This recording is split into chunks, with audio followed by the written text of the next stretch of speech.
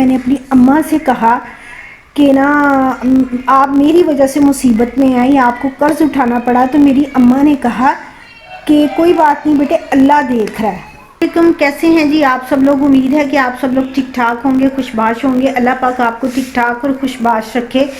تو welcome to Maria family vlog. سب سے پہلے آپ نے میرے چینل کو کر لینا ہے سبسکرائب، ویڈیو کو لائک کمنٹ شیئر اور مجھے سپورٹ ضرور کرنی ہے۔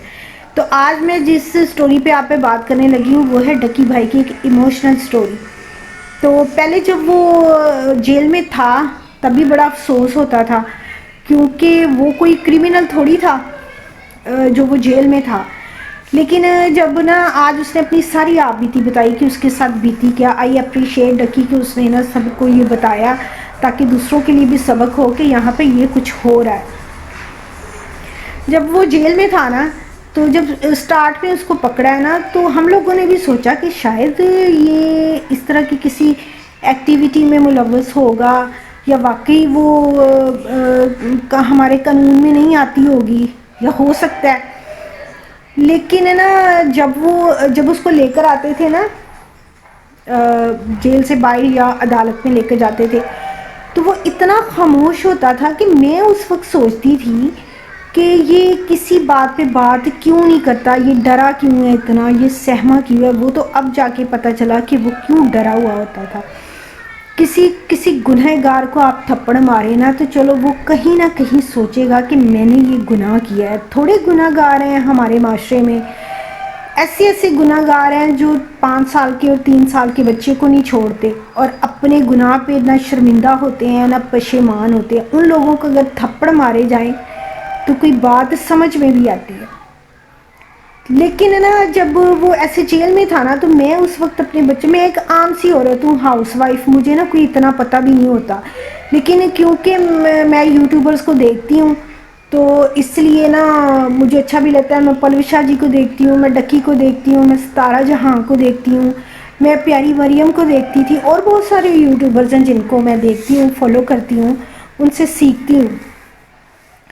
تو جب یہ جیل میں تھا نا تب میں کہتی تھی کہ اتنے یوٹیوبرز ہیں جو اس کے فرینڈز بھی ہیں، دوست بھی ہیں، تو ان دنوں میں کوئی اس پہ بات نہیں کر رہا، سب خاموش ہے۔ مجھے نہیں پتا، ہو سکتا وہ اس کے ساتھ رابطے میں ہوں، یا وہ ہیلپ کر رہے ہوں، یا پھر وہ گھروں میں بیٹھے دعا کر رہے ہوں۔ ہم لوگ بھی کر رہے تھے اللہ تعالیٰ کسی بے گناہ کے ساتھ اس طرح کا کوئی معاملہ نہ کرے۔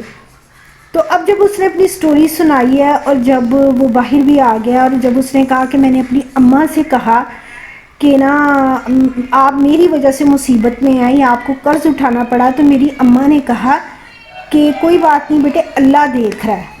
تو یہ ایک اسٹرانگ توکل ہے کہ اللہ دیکھ رہا ہے۔ بعض اوقات انسان نے وہ گناہ نہیں کیے ہوتے جن کی ان کو سزا مل رہی ہوتی ہے، یا ہو سکتا ہے ہم نے کوئی آگے پیچھے کوئی ایسا گناہ کر بیٹھے ہوں، تو اللہ تعالیٰ ہمیں یاد کراتا ہے کہ بھئی آپ کو اس چیز کی بھی معافی مانگنی چاہیے۔ اور اس نے کہا بھی ہے کہ میرے ولاگز میں اگر میرے سے کچھ ایسا سرزد ہوا ہے تو میں اس کے لیے معذرت کرتا ہوں۔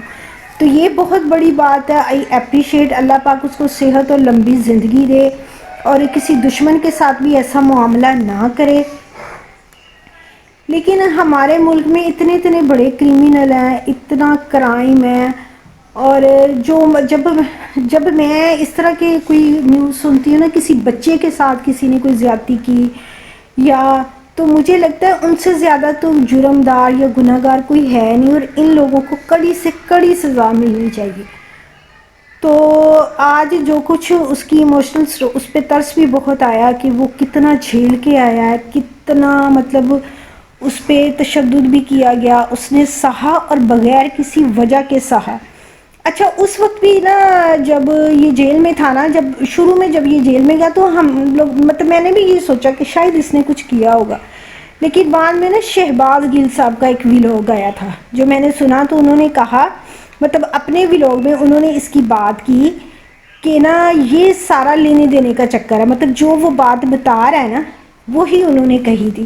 تو وہاں سے پھر مجھے نا یہ یقین ہو گیا کہ یہ بیچارہ بے گناہ ہے، اور جب یہ عدالت اس کو لے کے جایا جاتا تھا، لوگ اسے کویسچن کر رہے ہوتے تھے اور یہ بولتا نہیں تھا، یہ خاموش رہتا تھا، تو اس وقت یہ لگتا تھا کہ یہ ڈرا ہوا ہے، یہ سہما ہوا ہے۔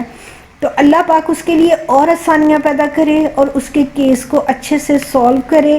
اس نے بہت بہادری دکھائی ہے اور اللہ تعالیٰ اس کے آگے کے بھی سارے معاملات اس سے اچھے کرے. آئی اپریشیٹ کہ اس نے لوگوں کے ساتھ اپنی سٹوری شیئر کی اور بتایا اس کے ساتھ کیا کچھ ہوا اور کیا کچھ وہ سہ کر آیا ہے، اور یہ کسی کے ساتھ بھی ہو سکتا ہے.